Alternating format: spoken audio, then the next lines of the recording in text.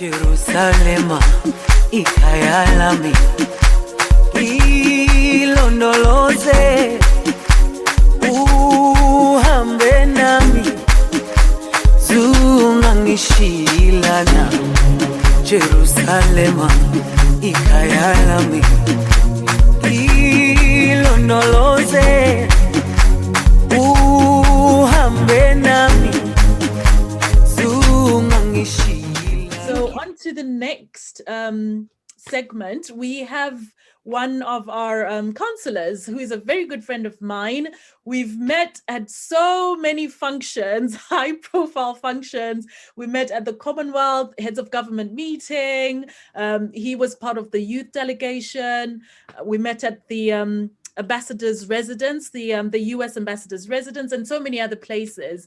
But I'll let you introduce yourself, Hashim, and tell us a bit about what you want to share with us this evening. Yeah, hi everyone, nice to meet you all. I don't want this to be a heavy session on a Friday evening. You asked me to do a political talk here, but so it'll just be more of a conversation, and we'll just have a Q&A and let me know whatever direction you want to take it in. I mean, we just had the music. I should have been first because usually people hate the politicians. And also, Epi, you should be doing this segment for me. I see you at more events than me. You're the true leader here, to be honest. But yeah, first I just want to commend Epi for the work that you're doing, Step Up Youth, and all you guys. I don't know why I'm making this formal. That makes no sense. But for all the work you've been doing, it's been fantastic. Obviously, bringing everyone here tonight and organising this. So I just share a bit about my political journey. I mean, it's not really been a journey that much.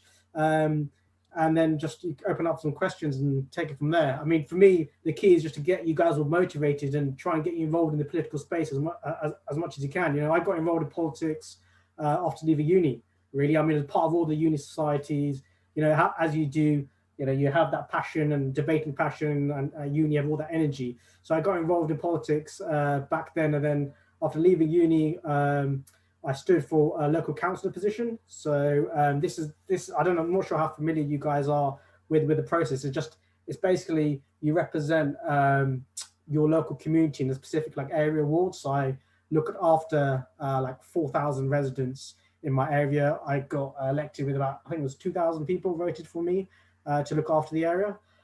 So I've been a councillor for 4 years, just finished my term. Some of the cool stuff I've done over that period, you know, I've had the Queen's, my team looked after the Queen's birthday party. We've had the royal wedding, because I'm actually based in Windsor. So we've done some really exciting stuff. So, you know, there is, you know, politics, there is a lot of hard graft. You are working constantly, but you do get, you know, some of the joys. You get to go to some really exclusive events and function stuff. But I wouldn't just encourage you for that to be the sole reason why you get involved.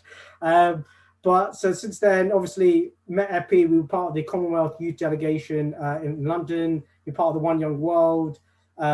She was also, I think you are on the US Future Leaders Program, were you? The WILOC program with me? Oh, yeah, absolutely. Yes. Yeah, she was on that with us. So that's all about nurturing talent for the next generation. So since then, one of the things that I wanted to say tonight was really the importance of getting involved with politics is just get your voice heard. I mean, you guys are all, I'm sure everybody here is an expert in some area. They've got some knowledge, skill. You know, you got. I just had Lorraine's just been on the call. You've got is it a musician up there in the corner? You know, you guys shape your sector. You know about what works well, where where the government should be focusing their attention, etc. And you guys can have an impact. So I think for me, it's all about getting your voice heard. There might be something that you're passionate about. You know, you might want to start a petition. You might want to make a change in your local environment. You know, I got involved locally more about making a difference in the local community that I was living in. So for me, it was all about, you know, the silly stuff like the bins weren't being collected. You know, local services were going backwards. You know, there was, you know, stuff like they were shutting down facilities, and there was loads of cuts, drawbacks, and loads of residents and people that I'd meet say, oh man, this is ridiculous. You know, council tax is increasing, but all the services are getting cut. You know, we need someone young, enthusiastic, getting involved and trying to have their say and see what you can do. So I got involved in the process. I mean, for my local community, I guess some of the impact and the difference that I've made locally would be, you know, I've kept one of the garden centres open. I've, you know, one of the pubs that was going to close down, which is like where everyone like has like a social gathering, etc. Lobbied for that to stay open, and I've got investment about 450,000 for my local community, so all the roads and stuff, so that get redone.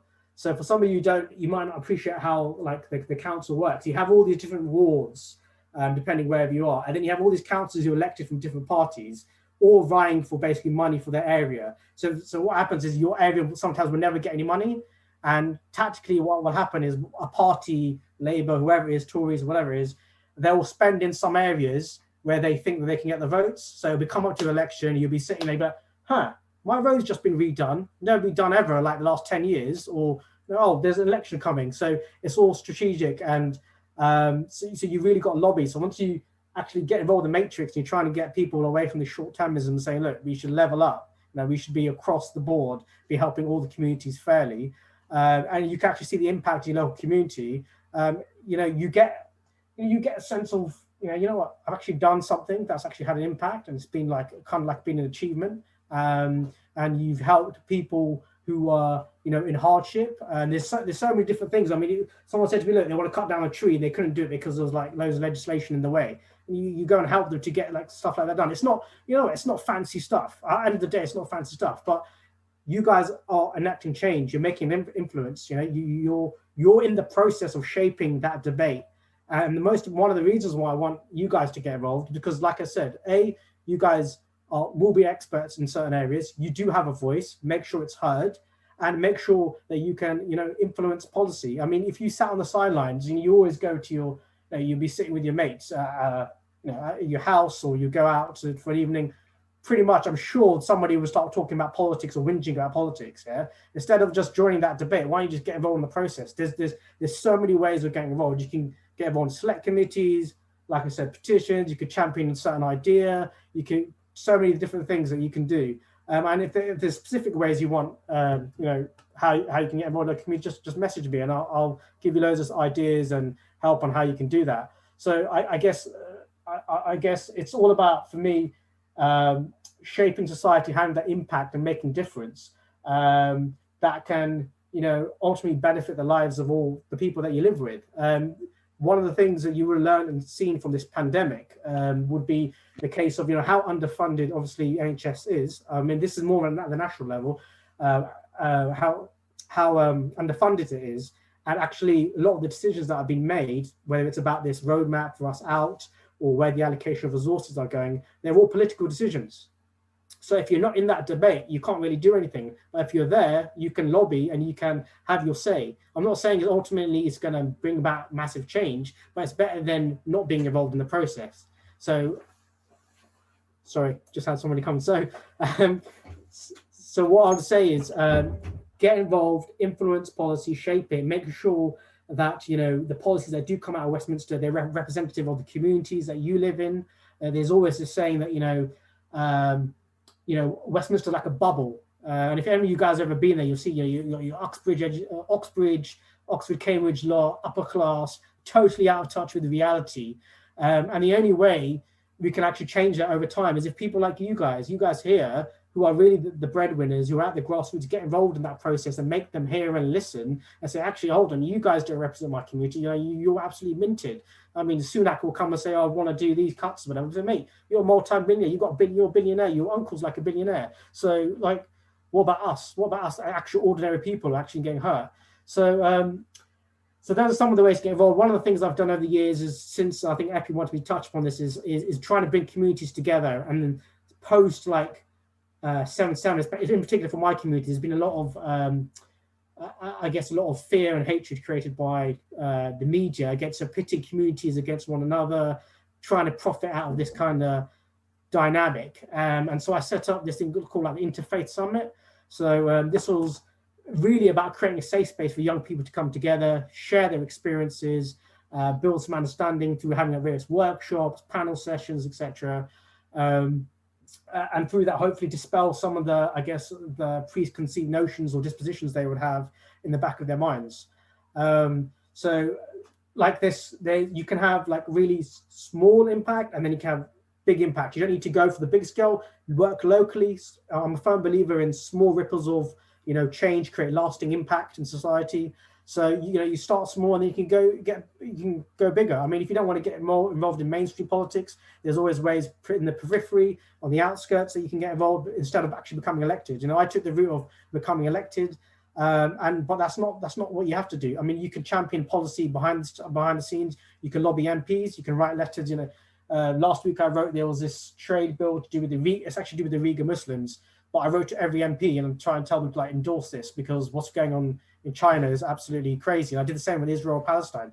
I've got response back to my MPs. They may be generic in part, but the question is, ultimately, we're holding our representatives to account. So you guys, if you sit on the sidelines, you don't get involved, they can pretty much get away with what they want, right? So it's all about accountability, ensuring checks and balances are in place. So I hope that gives you, and for me, just fine to conclude, take a stake in society. I mean, this is your society. You live in it day in, day out. Politics, money, whether you like it or not, shapes your life in every aspect. You may not know it, but it simply does. I mean, that budget last week impacts every single one of you guys. You might not even know about it. So why not take an interest in it and see if you can make, a little bit of change, or at least put some idea in an MP's back of some MP's mind, or in your local council's mind about, actually, you know what? Yeah, you want to do this, but I'm going to stand in your way, and I'm going to make sure you do it with the best, you create the most value using the taxpayers' money, the most efficiently way of using that money, and delivering a service at the best you can. So that's, I just wanted to share a couple of things. I mean, Epi asked me to come in. I'm not a guru. I'm not the finished product. I'm learning like you guys are learning, and I just want you guys to get involved. So I'm happy to take any questions if there are any, but yeah, Epi, back to you. Wow. Thank you so much, Councillor Hashim. Back to you. We are not worthy from the Royal Borough of Windsor. No, thank you so much. That's very insightful, and it also helps for those that are normally on the sidelines, that don't want to be involved in politics. Yes, it affects us, our daily lives, whether we like it or not. We need to also engage in what the decision makers do. I like to put it this way, that you influence the influencers. So you're the neck behind the head that's moving, and get ourselves involved in politics. So that's amazing. I say Hashim for Prime Minister. That's going to happen. I'll tell you. I mean, it's not going to happen now. I mean, Epi's probably closer to the Prime Minister seat than me, to be honest. No. So I'm curious to hear. I saw a lot of interaction from Elson. I'm curious to hear your thoughts. What are your thoughts about what Hashim has been saying? Well, you don't want to put anybody on the spot. If you don't have anything to say, it's all good. No, I know my people. I just want to say that it was really inspiring to hear you talk about politics so passionately, and that, as young people, we do need to get involved, because, I mean, we are literally the future. Of course, things are difficult, and I might even say things are pitted against us. But as we move forward, change is going to happen whether we like it or not, and it's our choice to redirect that change in a certain motion. Yeah, absolutely agreed with that. And Elson, you should definitely get involved in the process. Now that I'll be checking up with Epi what you've been up to. Yep. Sisa? No, quite interesting. I've never paid attention to what a councillor does, actually. So that was really quite insightful. I kind of always see them on your local councillor is, and I go, yes, park them there. Yes. But sort of, because mainly what you tend to get to hear is as the central point for your local borough is your MP. So that was really quite helpful, getting to understand about lobbying about a pub that's being closed, issues about, perhaps people speeding down your road, and things like that. Really quite insightful, and actually quite well done, because I guess it's like you're saying, it's people doing it from the grassroots. You've kind of lived in the area, you understand it, and why should anybody else who's right up there do it? When you're quite aware of the needs of the local community. Yeah. So I might pay attention to my local councillor from now on. They do hold a certain amount of power that you might not realise that actually does really impact you. It depends on whether they're actually in power or not. I guess that's the only conundrum there. Yeah, they've never knocked on my door. My MP knocks on the door to shove a leaflet and probably just but no. Around the time of elections. Yeah. Yeah. That's what I said to you. You'll see them probably before the elections. You might see some improvement in your local area, or you might not even see it because they might see it as a safe seat, so they won't bother. But it's all strategic, like how the funds and things are allocated depending on who's in. So once you get involved, it's actually, to be honest, it's really messy, but it's fun. Like, it's fun as well at the same time. It's quite like there's a lot of jokes that happen as well. So all that stuff you see at the national level in the Prime Minister's question time, that's all scripted, right? So you know that the Prime Minister's question time is all scripted. So he gets all the questions beforehand and he's prepared the answers, whatever. So locally you kind of have that as well. So it's a good way to just dabble in and then just see what you can do, really. Do you have a term that you serve? Yeah, I served. I've just finished. I served it's a 4-year term. All right, okay. Yeah, Can you get re-elected? You can get re-elected if you stand again. So I don't know if I'll do it again. I'll see. I mean, the other thing with the councils are you tend to see them to be like 60, 70, so they're kind of like quite old. Yeah. But we're trying to demystify that, saying that you can get involved in any age you want. You know, you don't need to be like 70 once you retire to get involved. If you've got somewhere you can add value or expertise and you can make your community better, then you should get involved. Yeah. Thank you. Really quite helpful. Yeah. And please do put your information in the chat. If there's a generic way that people can get in touch with you, I think that would be very useful.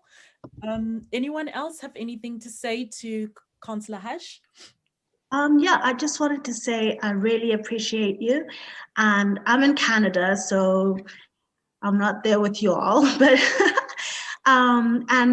we actually have this program for people that are disabled, and they canceled it, and so people are trying to rally together to try to get the program reinstated. So it really makes sense that you're encouraging us to get involved and that our voice matters and that we can do something about things like that. So thank you.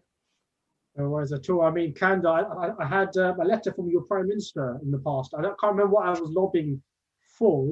That was like 2 years ago, but he actually wrote back to me. He's a really absolute legend. He's cool. He's cool. Really cool. So yeah. I mean, if he's going to write to me and I'm in the UK and I'm like a nobody.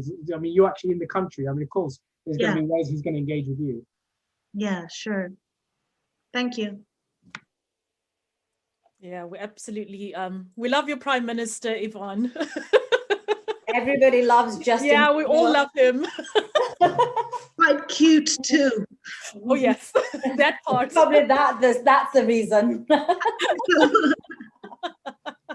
Yes, so I'd like to say thank you. Hash is part of our advisory council team as well with Step Up Youth, and you've been very helpful and instrumental, giving us pointers, connecting us with the right organization. So I really, really, really appreciate you. The whole of Step Up Youth, we do appreciate you. I'll be knocking on your door a bit more in the coming weeks. So yeah, we need you. Well, before I go, I just realized I kind of failed because Epi, we haven't got you into a councillor or MP or any leadership real position. So we might have to have a call later to understand why you haven't gone step forward. No. I've covered everyone else here, but I haven't covered you, and I know you quite well. No, I'm the neck. Remember, I'm influencing the influencers. So you guys are you're my face, you're my front, and I'm here behind you pushing you. Anyone else have questions for Hash before he goes? I'm here. Don't worry, I'll stay until like 8:30. You here? Ben? I don't have a question, but I would just like to say to him, thank you so much for the hard work you're doing. May God bless you more. Thank you very much. Thank you very much. Very kind. Thanks, Esther. Yeah, I have a question. Hash, so basically, I have mixed feelings about politicians, right? Because you find very few politicians like yourself who actually like to get stuff done. I feel like a lot of politicians, especially around civil issues, a lot of the programs and meetings and conferences and seminars are more like tick boxing exercises. Have you ever faced such challenges where you come across people who invite you onto a program, but you feel like it's not being effective? And how do you become effective, or maybe how do you become loud in a place where people are just doing politics for tick boxing? I hope you know what I'm talking about a bit. Yeah, I think I kind of understand where you're coming from. I mean, you have those meetings where you just sort of, ticking the boxes and etc. and just getting things done. But that's why it's so crucial you guys get involved, because that's the old school way of doing things. That's the old school, mindset of people who are there thinking, we're set in our ways, we're entrenched. This is the way we like to do stuff, and that's why you guys are so important, because you bring that breath of fresh air and say, actually, no, that might be the way we've done things in the past. This is how we're going to do it. And if we want to actually make an impact, we need to channel our thoughts and see how we can be more productive and more effective in what we do. So let's move away from those tick box exercises and stuff. But I know what you mean. I mean, councils like that. There are times where councils just like tick box, do this, whatever. But some ways to do with legislation, like you have to go through. The problem with stuff like that is you have to go through the processes to show that you've followed the legislation in the right way. So there are certain circumstances where that does happen. I mean, it does happen quite often. But that's why you've got to get involved. Otherwise, it just becomes pointless. That's why we need you, Benjamin. Yeah. No, thank you. Understood. Thank you very much. Hi, I've got a question. And everything boils down to money. I just wondered whether being a counselor is actually a paid role, or you still have your full-time Monday to Friday day job, and this is just a voluntary position that you just do to help your society because you're a nice person. So you still get to keep you can have your day job as you are. You do the actual council position is voluntary, but you do get paid like a subsidy or like expenses. So they give you like a small allocation of money over the 4-year term. You'll get something. I mean, some councils you'll see, like, I didn't use any of my expenses for the 4 years I was there, but some councils will like literally use it up and put through whatever they want. But then at the same time, you got to understand there are long meetings. I mean, I've had like meetings for 3 hours that go on to midnight. Like, so I have my normal work job, finish about, then at 7 till like midnight will be meetings. So yeah, you do get like a subsidy or grant. It's more in different places depending upon how rich your borough is. And should it be there? It's questionable whether it should be there. But if it wasn't there, it's like a 24/7 job anyway. So that's the thing.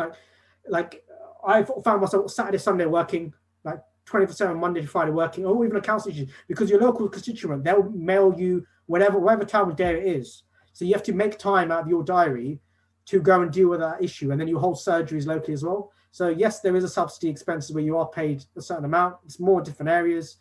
Should it be there or not? It's questionable. But yeah, that answers your question, hopefully. Well, I think it should be there because in essence, you're offering a service, and a very important service. And if we look at bankers and other people, they get paid loads of money for maybe not even offering a proper service. Do you see what I mean? So, but I suppose it takes a very special type of person to have that heart to serve the people. And therefore, if you just paid for your expenses, it's just something else. But thank you for your service. Put it this way: if you look at the number of hours you put in on the number of hours I put in 4 years, the little subsidy grant they give us, like nothing. It's like pocket money. I see, I'm like just like what can I do with this? In reality, if you just look at it afterwards, because technically, what could I have done with my time instead of not doing what I was doing, like being counsellor for 4 years? How could I have done done another course or studied something more, or done something else, or got promotion somewhere else? So there's always that trade-off, I guess. Yeah, thank you for your service anyway. Thank you. Yeah, and Hash, we need more funding. We need more funding. Come on, stop slacking. Fundraising. Yep. Maybe one way. No, thank you so much. So on to our next